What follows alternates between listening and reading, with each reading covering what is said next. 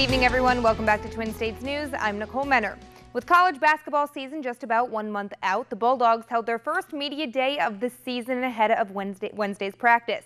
The Dogs earned a trip to Madison Square Garden last season, but came up short in the NIT tourney. Coach Ben Howland spoke about his team's goals for this season and how the rest of the SEC stacks up. Our team, obviously, we want to do really well in the SEC. We're trying to win the SEC. I mean, that's the goal. And, it's going to be an incredible task, whoever comes out of this league. I mean, right now, you got to look, the favorites are,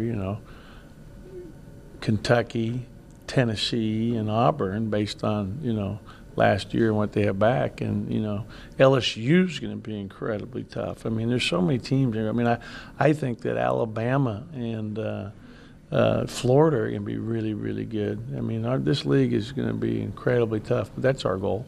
If you come out and you finish on the top of this league, you're going to get a high seed in the NCAA tournament. And everybody's trying to get the NCAA tournament. That's a given. The Pelicans will look for their first win of the preseason tomorrow night against the Knicks after falling to the Bulls and Hawks earlier this week. Of course, preseason is more about working on team chemistry rather than winning. And Coach Alvin Gentry spoke about what his team has done well so far. Well, I think we did a lot of good things. Obviously the first half we tried to play, somewhat of a rotation that you might see. And then second half, not playing AD and those guys at all. Obviously the game is going to change. But I thought that we got done what we needed to in those first 24 minutes. I think we're at a good pace. I still think that we have to get better, and we'll get better with the pace as we get better conditioning.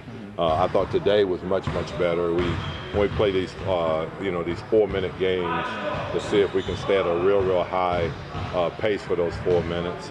And then, we'll add 6 minutes, 8 minutes as in the next, 4 or 5 practices or games, and try to get it to the level where we wanted to have it.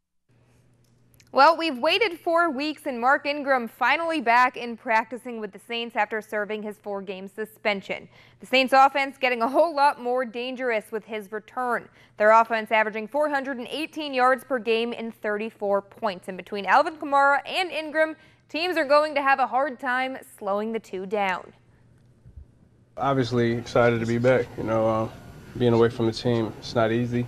But I was working and being with my family. And, I'm excited to be back with these guys.